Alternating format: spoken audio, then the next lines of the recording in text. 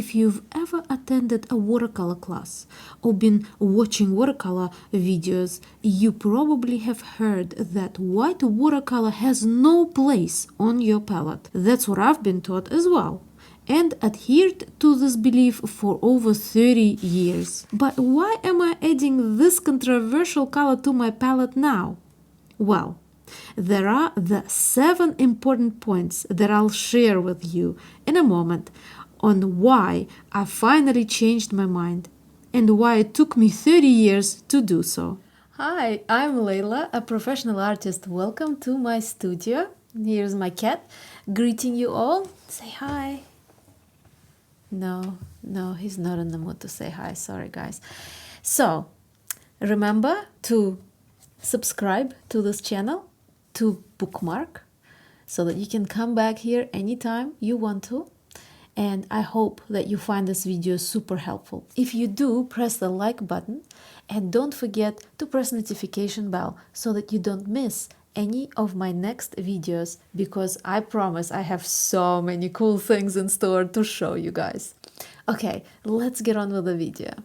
As you know, true, correct watercolor way is to use water to lighten color, not white paint like you would in gouache, acrylics, or oils. It's known as a school of transparent watercolor. This style emphasizes the luminosity of white paper and transparency of paint application. This is also known as a European or classical watercolor. But there are styles of watercolor that heavily rely on white paint, like some mixed media or Asian painting styles.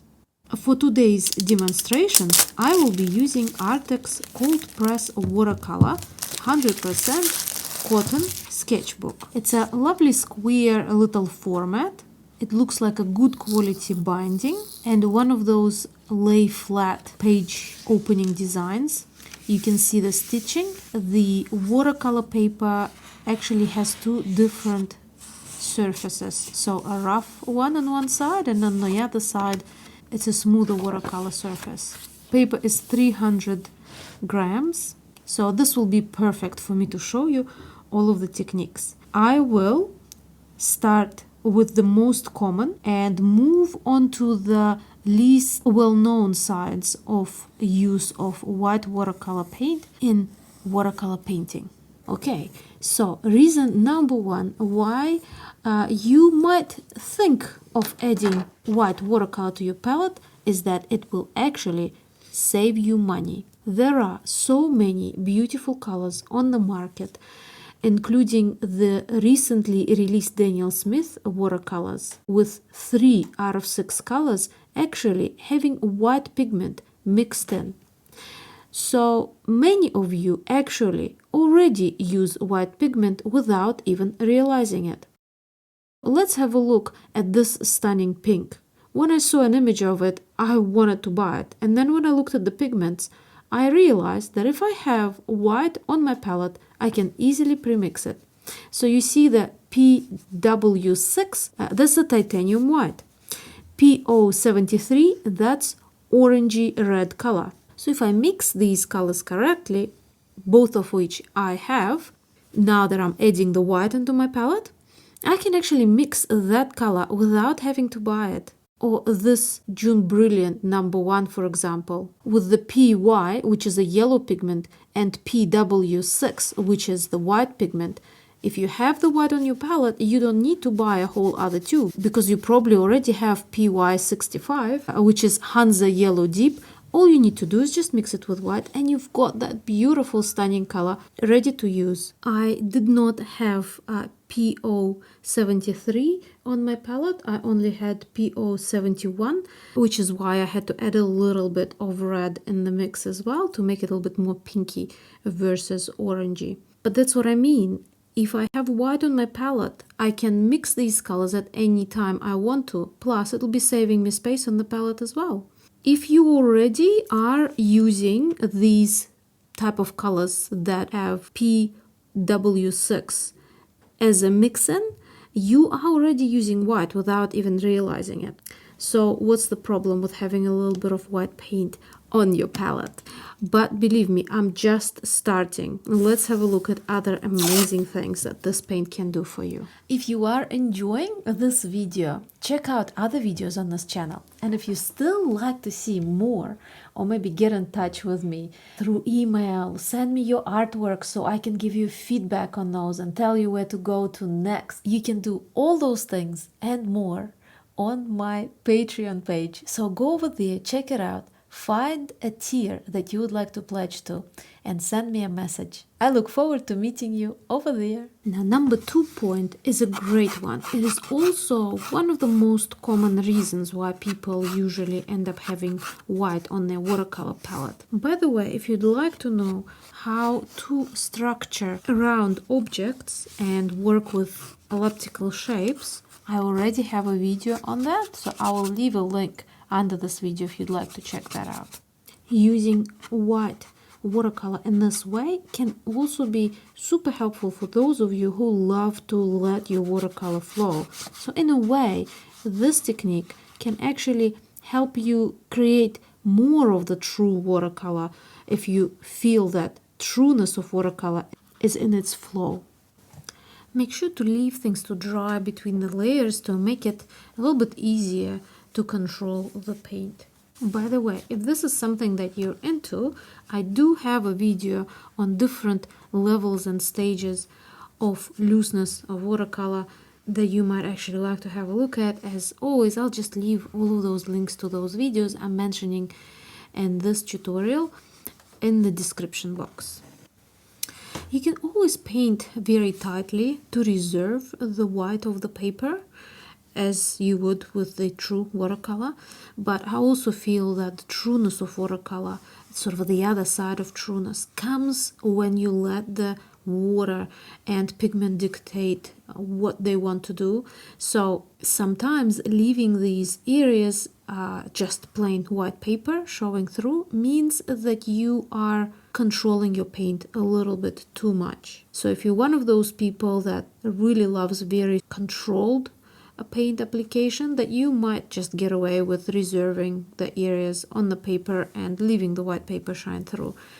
You can always use masking fluid as well, but masking fluid does have the specific look to it when you remove it, because the paint kind of pulls around the masking fluid a little bit and it leaves the edge. So if you are using masking fluid, make sure that you go over it, over the edges with the brush when you remove it.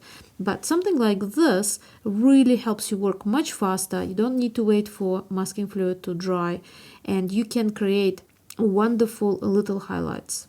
Now, to use white watercolor for highlights means that you need to pack it on quite thickly, which is why for this specific method I prefer to use white straight from the tube when it's nice, thick and gooey without adding any water to it. To be honest, my favorite paint for this specific technique of using white and watercolor is actually white gouache, because it's even more opaque, and when it dries it does not show the color underneath as much as white watercolor does. But if you have white watercolor in your pack already, you might as well use that. The only difference is that you probably would end up applying more than one layer of white onto your darker colors. Some of them have gone a little bit duller when they dried, but all I had to do is just go over them again with white, especially the areas that I really want to pop. Okay, so you can see how interesting and how quick your watercolor can become with a little addition of white. So this was the technique number 2. The technique number 3 will be perfect, especially for those of you that sometimes struggle to get watercolor right from the first go. Like for example, here I have a Prussian blue, and if I want the gradient to become lighter, I can add more water. But what might happen sometimes if you're working on a larger area rather than a thin little strip like what I'm doing, is that blooms and other things that you might not like can occur. And what do you do then? Then you scrunch up the paper and throw it away, or cut it up and make little name tags or something like that out of it. I know you guys always comment that you do that, which is not a bad way to save some paper. But what if you actually really like the work you using, and you don't want to make it into a mixed media artwork like previously I've showed you in the videos how you can fix your works. Well, in this situation, white paint can become very, very helpful. I don't know if you can see, but I'm already seeing that there's a little bit of that sort of unwanted line here forming. If I wanted this to be super smooth, this is something that would get in the way. Don't get me wrong, sometimes these effects are wanted and you actually want to create them, but sometimes you want something smooth. So if this is occurring, all you need to do is just grab a little bit of white, pop it in there, and create the gradient using white. Don't get me wrong, it will look a little bit different from if you were just using water. Actually, I should probably do a side-by-side comparison here as well. But look at this now. You see how smooth the line is appearing now. And here I can do a control line where I'm using the same color, but I'm using water to disperse it and create a lighter shade. So you can see the side-by-side comparison. Same color. Now, while these are drying, I am going to show you how this can actually change the way you paint in a little sketch. So for example, you are sketching a cute little bird, and I'll use that same Prussian blue, scarlet red for the belly. Now at this stage, this all looks absolutely fine, but what if I was going for a lighter color and I wanted to create a little bit of the softer outer edge of the belly? I can always add more water and let it all flow, but then you see it's sort of going a little bit uncontrollably and flowing out. So if I want it even softer, it means my bird is going to be out of shape. What I'm going to do is I'm going to grab a little bit of white, and just on the outside edge here, I'm going to blend a little bit of white in. And then blending it out makes it so much easier, and I can create the color that is as soft as I like it to be. Now all I need to do is to wait for this to dry and add my finishing touches. Now the details that I'm applying, I'm using a mix of Prussian blue and Prussian green together. It can also be an easy way to introduce another color into the dry paint as well. So I'm still keeping it all within the same technique. So this is the technique number 3. All you need to do is just mix a little bit of color with the white and apply it on. You can see how it is actually possible to blend colors in just because I used a little bit of white in the red and then a little bit of white with the yellow to just give that soft sort of a transition. So you saw how both ways using white can really help you with blending. Now all I have to do is, just like in the technique number 2, apply a little bit of highlights and my little cute birdie is ready. This is also a great little picture for real beginners just getting into watercolor to follow along too. Now let's have a look at the 2 lines that we did. So the first one is a strip where we used white, and the second one when we only used water. At the end, if you look at the color variation, there isn't that much of the difference between the two, and what you probably are not picking up through the lens of the camera is that this color is just a little bit more dense and opaque than this one. Now this way of using white watercolor is perfect for creating focal points and bringing more attention to details that you might like to pop up from your paper. I've sprayed water, and onto a damp paper I'm now applying some green, brown, orange, and as they are forming a landscape in a free-flowing way, I'm dripping a little bit of quinacridone burnt orange. When most of it is dry, you can proceed and add descriptive details like branches and leaves. Next, I'm going to mix orange with a little bit of white. Now you can apply it in a thicker way to the areas you want to stand out. And because of the density and opacity, it appears heavier and grabs your attention, creating a focal point and also bringing these leaves closer and therefore creating more depth in the landscape. Now the same thing with light yellow. few brush taps for irregular additions, and the painting is ready. This technique is very useful for on-the-go painting when you don't want to muck around with masking fluid. Now the technique number 5 is a very special one, because this is where the white paint can allow you to create less vibrant atmospheric effects.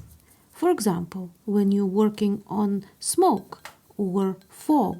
Now at this stage, just a little word of warning, what color would look like on the palette would actually dry down on the paper quite a bit darker than this. So you want to lighten it a little bit more if you'd like, or just like you would with any regular watercolor, use a reasonable amount of water with it. In the previous techniques, you saw how easy it was to blend colors or bring out specific areas. This technique will help you not just work on small areas, but this will help you to completely rearrange your whole painting. Now you see here, instead of just water, I'm actually mixing in quite a bit of white paint. Now remember, with fog, areas that are closer to us appear a little bit more clear, and things that move away a little bit further out seem to look a little bit more milkier and blurrier. Also, the closer the objects are, the truer their colors appear as well. And just like with any other color, you can reabsorb this paint or apply more. You can do this by applying a little bit of water onto the paint, washing your brush, drying it with a paper towel or a cloth really well, and then reabsorbing the paint.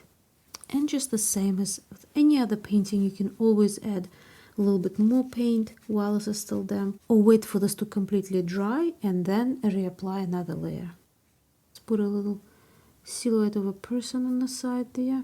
And now while I'm waiting for this to dry, I just wanted to bring your attention to the almost exact opposite of this technique to the technique number 2 that we did here. Now you see here we've used all of the colors and just a little bit of white for highlights, whereas here we used white as a mix-in with all of the colors that are pretty much used on here. Now these highlights are paper. This is not white paint.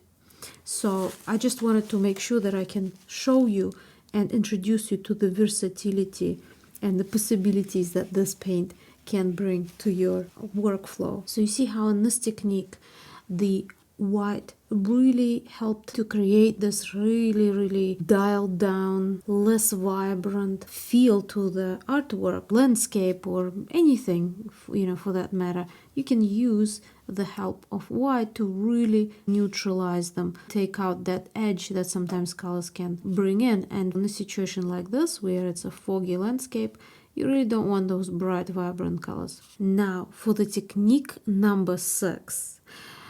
This is a really fun one, and if you watch most of my videos, you probably have seen this technique before, but not from the viewpoint of using white watercolor with this artwork. Here I am talking about using paper that is not white. You can get off-white sketchbooks, off-white paper to work on. You can have a lot of fun doing something on it, and again, a lot of the times people who use watercolor feel like they can't do that because, you need the white of the paper to really give you the highlights, to really lighten up the colors. Now, word of warning, this is not a watercolor paper. I don't have an off-white watercolor paper at the moment, but I think this should probably work. So just as you normally would with watercolor, first lay your underpainting, and then as you progress, you can go more and more into detail. You can start as loose as you'd like or as tight as you'd like. This technique will work for any style of watercolor painting. Now, just like before, your paint might dry and become a little bit more transparent. That's not a problem. This is what would happen with watercolor. All it means is that you just need to apply another layer. Now I can make a little bit more emphasis on the detail. I mean, you can always be as accurate about it as you want, or as playful as you'd like. Here I'm picking up a little bit of really dense white, pretty much without any water, and just applying little highlights here and there. You can see how white paint helped us create a watercolor on a colored paper, so paper that's not white. Without the white, the artwork would have been much more duller and much more washed out, and we would have never received such a nice, strong feeling of sunlight hitting this house. So this is a technique number 5. It's still a little bit damp here and there, especially where the greenery is, but I'm going to put it aside because I'm going to show you the reason number 7 why you might like to have white paint on your watercolor palette. And this reason is paint dispersion. I know this might sound a little bit strange, but to highlight this point, I'm actually going to show you the difference. So to demonstrate this, I'm going to cover one square with water, and while this is damp, I'm going to grab a little bit of paint and let it, you see what's happening here? The paint disperses quite freely and moves all throughout the paper. But if instead of water I'm applying a watered down white watercolor and then applying that same color, the paint dispersion is creating a very, very different pattern. See, even if I pick up quite a bit of paint and apply it there, it seems to stay a little bit closer to itself, and even when it does disperse, you can see the difference. See here, it almost creates these little hairs, whereas here it pretty much just smoothly and softly pours over the whole square, which is damp. Now I will show you a little bit of a different trick, but also from the family of paint dispersion. But when you have a really strong color, let's go for Prussian green this time. So on the dry paper, I am applying reasonably thick paint. Well, it's still, watercolor thick. And I'm going to add water. Here, I'm going to apply same level of paint intensity, but instead of water, I'm going to apply white. Can you see the difference? Here, on the first variation, I've actually added 2 dabs of water. Here, I just added 1 dab of white paint. Now, the reason why this is happening is when the water has no pigment in it, it's much easier to push away for the paint and move through it. It's also easier for paint to sediment, which means that you're much more likely to create granulation. It can also float to the surface and really easily get inside the paper pores. But when you're using white paint, even though it looks almost no different, when it was just white paint from the paper, it already does all of those things, even though they are not visible for us. So the pores of the paper are taken up. The water is thicker because there is paint diluted in it. So when we add another color to it, you can see how it kind of fights it, and it stops it from spreading. It stops it from sinking into the paper, and it stops it from floating for quite a while. Now this color is not granulating, so you can't really see the granulation. But if you've got granulating color, it will really well granulate in water, but not with white paint. So if you have a granulating color and for specific composition you want it to be flat and non-granulating, you can just add a little bit of white watercolor to completely change the way that the paint behaves. Now, where can this come in handy?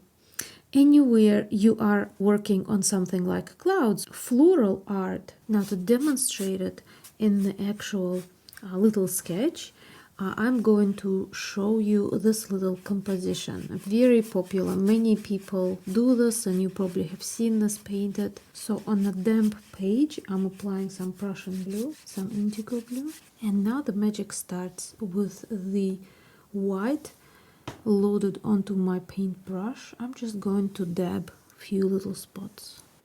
Now look at that free-flowing beauty, almost looks like a tail of a cat. You can always add a little bit more of the dark paint in there. Remember, it's not going to spread as much because it's not water, it's all paint, so reasonably thick. Now the pigment and everything. A little bit more white paint. We can leave it all to dry. Now that this is all dry, we can add a little bit more color. And then go straight into the black and create a landscape. And a little bit of smoke from the little house down there.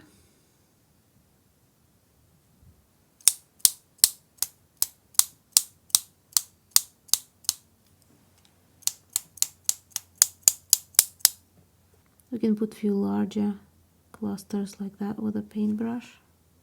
So here we go. This is the technique number 7, where the dispersion of the paint is manipulated by addition of white watercolor. These are really dry now, so you can really see the difference. So this is where I dabbed a little bit of water in, and this is where I added the white. You can clearly see the difference. So now that it's dry, you can really see the effects of this technique, what I showed you here on the side in the actual little artwork.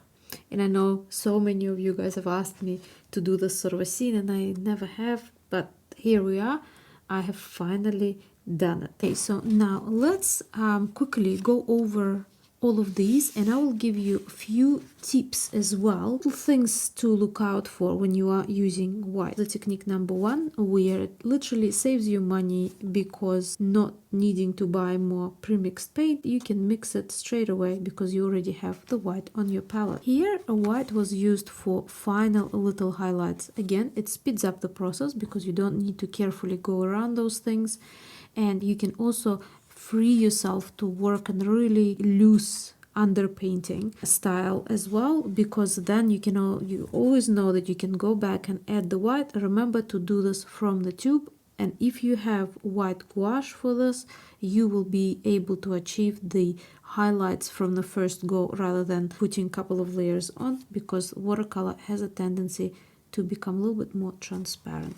Another thing I'd like to say as well is there are 2 different whites in watercolor, and those 2 different whites are mainly titanium white.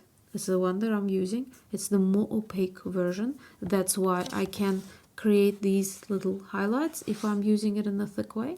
Then there's another white that is called Chinese white.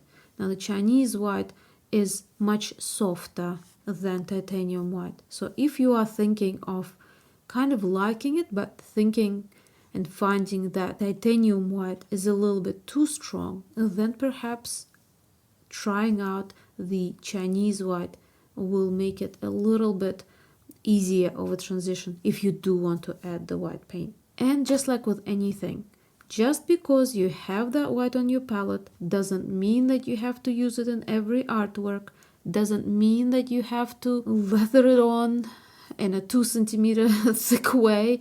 You can always choose specific artworks that perhaps the theme of these artworks or the materials, like using color paper, really ask for a little bit of white in your watercolor. I've been taught in a very traditional way where I was not allowed to use white in watercolor. It wasn't even on the palette, it was not offered, it wasn't the color. So I've been painting without using white for many years, and just now looking at all of those paints that are coming out, these beautiful colors, and the reason why they're so beautifully opaque is because they have the white mixed in with them. So why would I go and buy another 10 tubes, for example, when I can just get some white and make all of those colors myself? I think that was the biggest point for me to actually go and decide that, okay, that's it, white is going onto my palette. Now here we have changed the intensity of color with white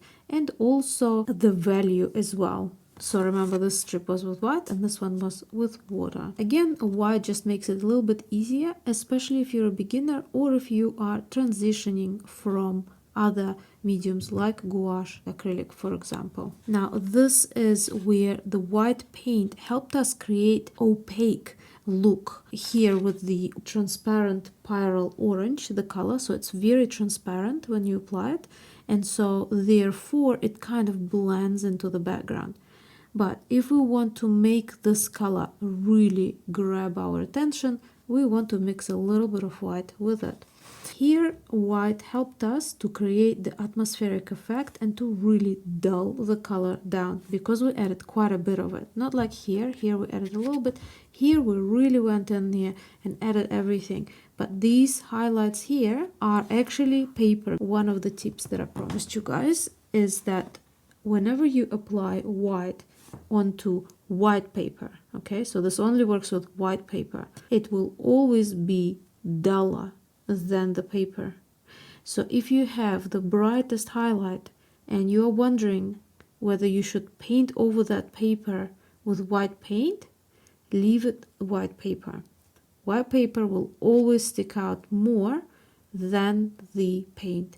But if you painted everything over like we did in this situation here, then this will be sufficient enough. But if this was right next to the border, for example, the border will always win in terms of looking brighter.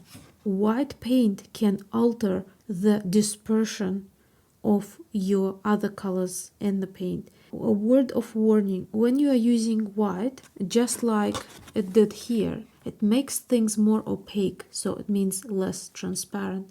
So if you are working with a technique where most of your colors are transparent, but some of them are not, I really strongly advise you to have at least 2 jugs of water where you are washing your brush. Minimum 2, maybe even 3 if you've got enough space on your working table. The dirtiest will not just be the dark water, it will be also with a lot of white paint in there. And so when you will be trying to use transparent colors in a transparent way, that dirtiness, which might not even look dark, it might still look quite light in color, but it will be making your colors more opaque.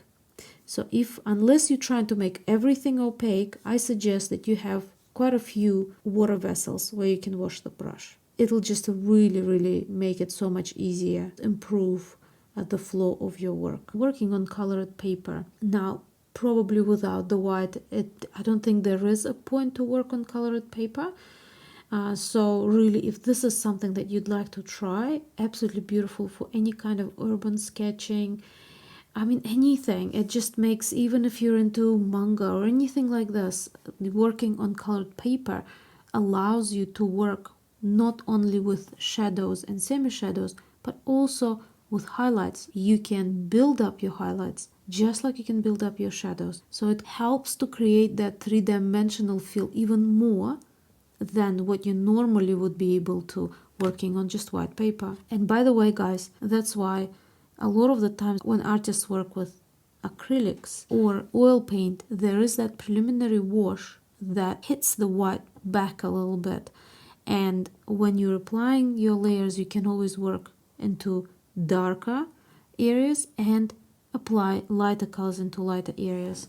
Try it if you've never tried it before. You can even do this on paper with pastels and charcoals if you want to first just try it out without having to buy anything else. It's such a wonderful way to train your brain to see not just the shadows but also the highlights. Okay, now this part is for those of you who have been watching this video for the review of this Arrtx watercolor sketchbook. As they said, it is a very heavy 300 GSM paper and you can really feel it. I mean, I could feel it even before I started painting. It is fine to work on both sides with this paper because it is so thick and the sketchbook itself is quite small, because remember, the larger your art is, the heavier the paper should be. So when you've got 300 GSM for something of this size, it's absolutely fine to work on both sides if that's what you're into. It was really easy to work on both sides as well because it opens up flat like this. You know, you don't have that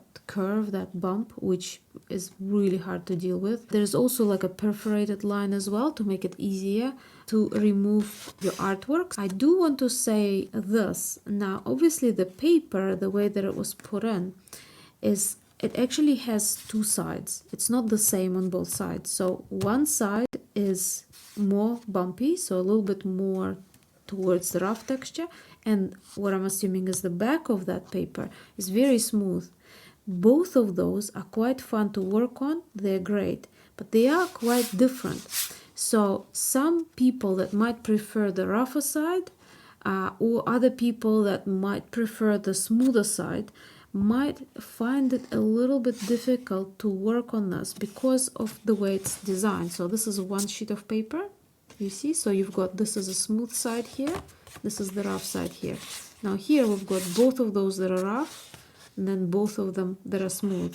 So then the next is again both of them rough and both smooth. So if you prefer one texture to the other, you can't choose just to work on one side. You see, if they would have been all in the same direction, facing the same way, you would have been able to choose just one side and work on that one side.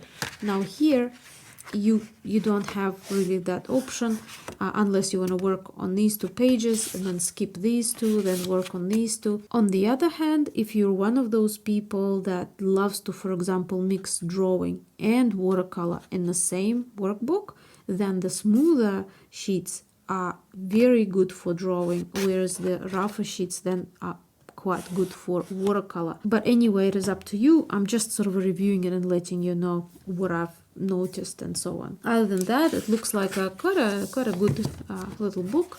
And it has a little pocket here. Again, this pocket is not it's not thick enough to keep brushes or, you know, small palettes in, but it's wide enough to keep little artworks like this, for example. So if you want to have something extra, maybe you want to have a different size paper, colored paper, or maybe you have a reference image that you want to work on, some notes, this can actually be quite good. And you saw all the other bits and pieces, like for example, you know, removing the paint back here, it does come off reasonably well.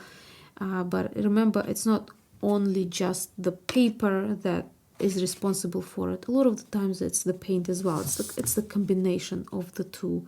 So if you've got very staining paint, it will be hard to remove it from any paper. And if you've got granulating paint, it will tend to granulate on most papers. You know, yes, some more than the others, but that's what I mean. It's just really a combination of the two. And this book was sent to me by Arrtx to review, but they didn't sponsor this video in any way, and I will leave a non-affiliate link under the video just if you guys are interested and you want to have a look, the pricing or the postage or whatever. So you will find it all in the video description. For the concluding part, what do you guys think? Do you think it is worth adding the white to your palette?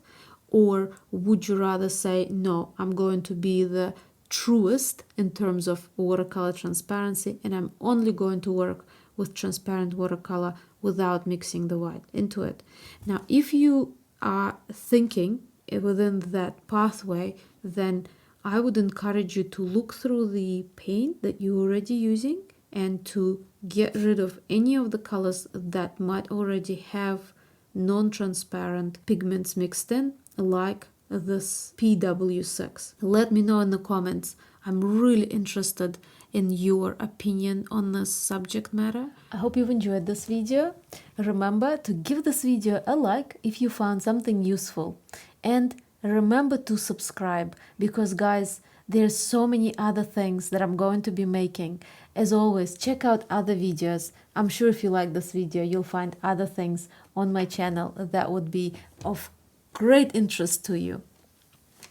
Anyways, I want to say big thank you to my wonderful patrons who are supporting me and who have helped me to do videos here for you guys, for everyone here on YouTube. So thank you so much. And I hope that you go over there and check it out for yourself, because Patreon is a lot like what I'm doing here on YouTube, just a little bit extra. More videos, more in-depth tutorials, more connection with me, a little bit more of everything. So I look forward to seeing you there. Have a lovely day, and I'll see you soon in the next video.